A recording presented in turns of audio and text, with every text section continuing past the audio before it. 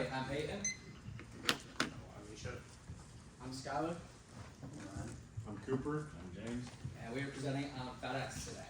Before we get started, I'll give you a quick rundown of what we'll be going over. We'll be covering the history of FedEx and environmental analysis of the marketing conditions, FedEx's marketing objectives, the 4 Ps of the marketing mix, and a SWOT analysis, a case study of a competitor, and then our idea for a new service for FedEx. And I'll be passing it over to Cooper to start off with the history. Thanks, Peyton. All right, we're looking at the history. We'll start by talking about our founder, Frederick W. Smith. Frederick attended Yale University in 1965, and while there, he wrote a paper proposing a revolutionary way to accommodate time-sensitive shipments. Shortly after, in 1971, Federal Express was founded in Little Rock, Arkansas. A couple years later, in 1973, Federal Express began their first day of operations at Memphis, Tennessee. Now, you may ask why Memphis, Tennessee. This choice was due to the central location in the United States, allowing for shipping and distribution to be much more effective and efficient, as well as consistent weather rarely closed down the airport. On that first day of business, they delivered 186 packages via 14 aircraft throughout 25 different cities in the U.S. In the year 2000, Federal Express underwent a rebranding to the FedEx that we know today. This was to accommodate for newer branches of the corporation, such as FedEx Office, Freight, and Shipping. And then looking at some of the stats as of today, FedEx has an army of over 600,000 employees with a fleet of just under 700 aircraft, With these two things combined and much more, this will allow FedEx to bring in $93.5 billion in revenue in the year of 2022. Now we're passing it off to Misha for his environmental analysis. Yeah, so for FedEx environmental analysis, it's affected by multiple big factors. Politically, it's affected by the need for modernized infrastructure and air traffic control, along with cooperation with public delivery companies. They're currently in a 10-year deal with the USPS and it's set to renew this year for the technological factor. Oh my god. I thought you guys were gonna keep going with it. Oh, yes you don't. Yeah, so economically it's affected by global economic disruptions such as supply chains and pandemics. A global shipping company needs people to continuously buy and produce stuff and ship it around. They're also affected by fuel prices, such as particular jet fuel, as they've gone from having 2.5% of consolidated revenue going into jet fuel, now 5% currently.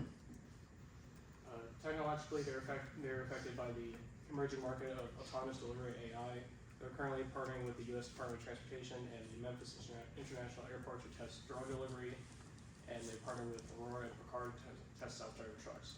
And through FedEx DataWorks, they're implementing machine learning algorithms into their delivery route generation and package processing. For legal and regulatory factors, they're affected by export and import controls. They currently cannot operate in U.S. sanctioned countries such as Iran, Cuba, Russia, and Belarus. They're also affected by employment law. In 2022, they were hit with a retaliation lawsuit by a former employee, which they lost, and it cost them $365 million. Culturally, they're affected by the shift towards e-commerce. They've expanded into the European, Middle Eastern, and Asian markets and partnered with a global shipping label company called Ship & Co. And they've also affected by the push for diversity, equity, inclusion. Currently, they have 61% of U.S. employees coming from minority backgrounds. They donate, and in turn, they donate millions to historically black colleges. And they also have a tuition reimbursement fund for their package handlers, which is their most diverse workforce. Environmentally, they're affected by the push for green businesses and also inclement weather causing delays in shipping. In 2022, they weren't able to operate in Florida due to Hurricane Ian, and that same year there was also a massive snowstorm throughout the U.S. and Canada that caused delays. They're also, for green business practices, they recognize their impact on climate change, so they've committed to electrifying their express truck fleet, half of them by 2025, and all of it by 2040. And they also have 100% renewable packaging, as seen in the picture. Alright, so for objectives and performances, the FedEx main objective is to maintain high quality delivery service by having insurance on the packages in case it gets lost, stolen. This will cover the fees in case that happens. And they also have a tracking system on the phone for the technological innovation to increase the market. Plus, for the disasters, they have American Red Cross and Salvation Army to help the people out that are in need in case they need like a place to stay or even just for supplies for the warehouses. They also have it domestically and internationally to help out other countries and to maintain a good business practice for FedEx in general. So looking at the marketing mix, that hasn't changed since last time. FedEx offers a lot of product. I have split them up into two categories. Their tangibles and their services. Their tangible hard goods are a variety of print products. So everything you see here, also things like signage and promotional products, so customized water bottles and duffel bags, pens, stuff like that. Even all wall and art decorations. All of them are customizable on their website, and you can buy them in store or online. And you can go ahead and use their shipping and tracking services to facilitate your delivery needs. And everything is very well integrated, so the pickup and delivery process is very fluid. Moving on to place, FedEx has 2,200 FedEx office locations nationwide. These are the places that we go into to buy office supplies, like this canvas cutout here. They're going to be open later, they're more staffed, they're larger than, say, their 1,950 FedEx Express locations that more or less act like a post office. That's where you go for your shipping and receiving needs. They're going to be smaller, less staffed, and close earlier. But with the world being on our phones, the Federal Express mobile app helps you manage your entire delivery service via your cell phone. It promotes availability, accessibility, assurance, and convenience because you can virtually manage your entire shipment via the phone that's in your pocket. Looking at price, FedEx has a set price for tangibles and a set rate that varies for their delivery services. So you can spend as little as 6 cents on something like an envelope or $10 on something like blueprint paper. But then on the other end of the spectrum, you can spend hundreds of dollars on freight and shipping orders. And there's a lot of things that dictate the price on that. So like you see here, all these different prices. The variables include the size of what you're shipping, so the height and weight, the location, where you are and what you'd like to send it to, if it's domestic or international, when you want it to arrive. So as you can see here, for a large box that weighs 10 pounds overnight, you're looking at $300. Or if you want it to get there a couple days later, it's only $40. So there is variability in the price point. Also things like additional package insurance if your package were to get lost or damaged during the shipping process. Special care requests, handling requests, environmental factors like Nisha talked about, fuel costs are a big one. Also things like COVID-19 and the affected supply chain issues will affect that shipping price. Moving on to promotion, FedEx has established themselves as a global company, so to maintain that global presence, they partner and sponsor global brands. So they have partnered with Microsoft in the past. Here's the ATP, the Association for Tennis Professionals. You see a lot of this. So when you're watching your sporting events at home, you're seeing those FedEx banners on the sides of the stadium, getting their name out there, keeping it out there. You're looking at it and seeing it almost subconsciously. And sponsorships like this. This is the number 11 car of Denny Hamlin, who drives for NASCAR. So you're watching the NASCAR race and you're looking at FedEx on the hood the entire time. Again, getting their name out there, keeping their name out there, maintains that global presence, and it's a good way to segue into their target market, which is all people and businesses with logistical needs. And now I'm going to turn it over to Ryan for the SWOT analysis. So we can go over another quick rundown of the SWOT analysis. So starting with their strengths, they're going to specialize in the time-sensitive air freight, which allows them to move packages almost anywhere globally overnight. And they do this with their already expansive global network that involves over 220 different countries with land, air, and sea cargo. They're also committed to technological advances, things like AI with packaging and sorting and automated delivery with drones. Due to this technological advancement, they do suffer from high operating costs, but they are working the kinks out with that as they're down 2% from last year. They do also have a large dependence on the American market, with 68% of their revenue coming from United States sales. And they can strengthen their international presence in places like Asia and Africa with the expansive global market that they already have. They could also commit to more sustainable business practices like reducing fuel and carbon emissions, which would not only help business with prices, but also brand image. And then finally, they're in a very competitive market with both domestically and internationally,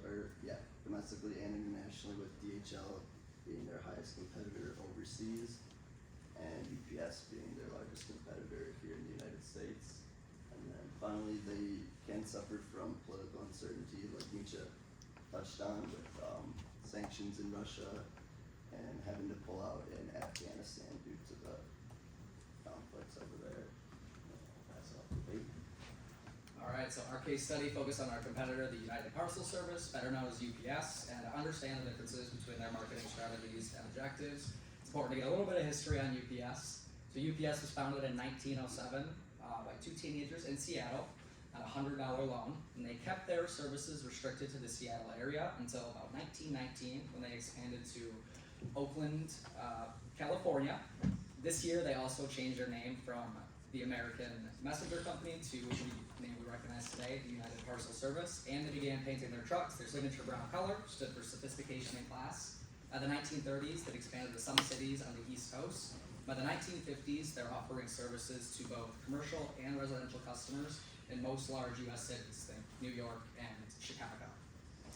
By 1975, they've earned the moniker the Golden Link, as this year they announced they can deliver to every address in the continental United States, and this year they also begin their expansion abroad by opening markets in Toronto.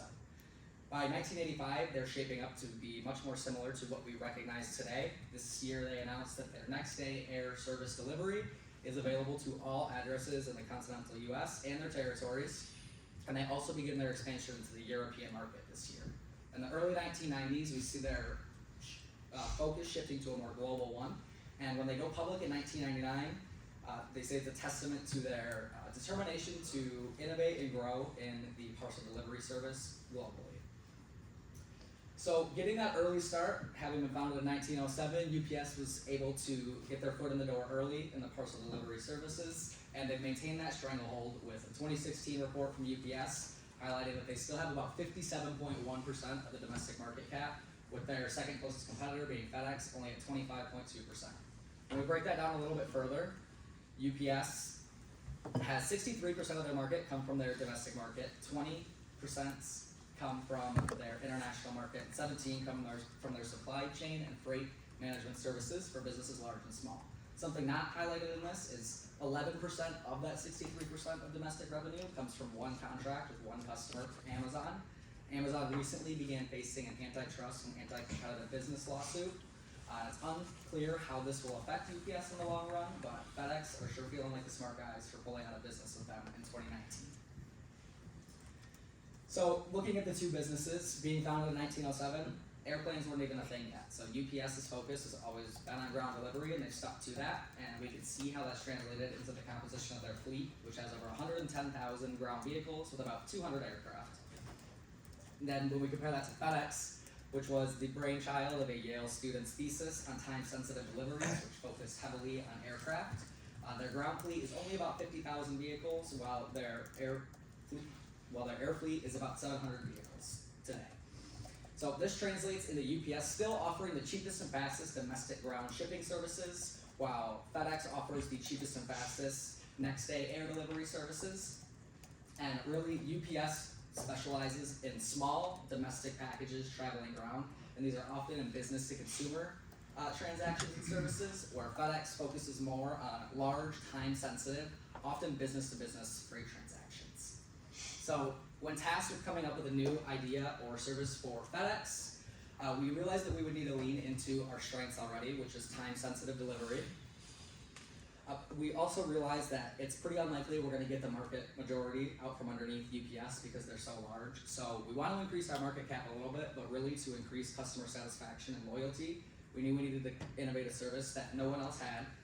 So we came up with FedEx Festive.